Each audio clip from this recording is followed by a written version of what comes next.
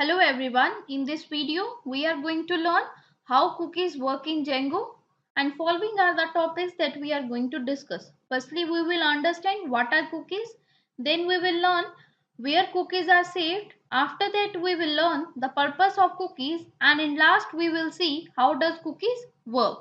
So let's begin by understanding what are cookies.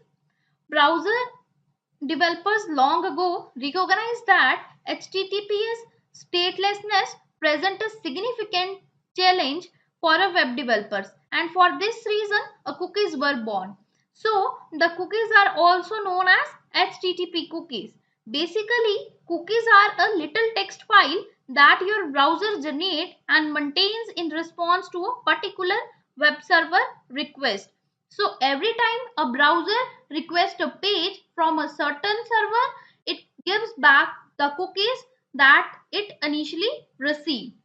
So now we will learn where cookies are saved. Your browser saves cookies locally and they will be generated under the privacy and security settings. So we will move ahead and learn the purpose of cookies. Suppose you have visited an e-commerce site or any social networking site and you leave the site without signing out. So whenever you sign in the next time, your account remains open because of the cookies.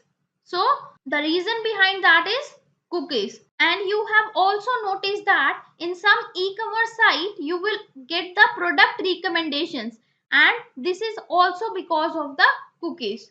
So cookies also gives product recommendations. So now we will understand how does cookies work. On the internet, cookies works in the same manner as normal HTTP request does.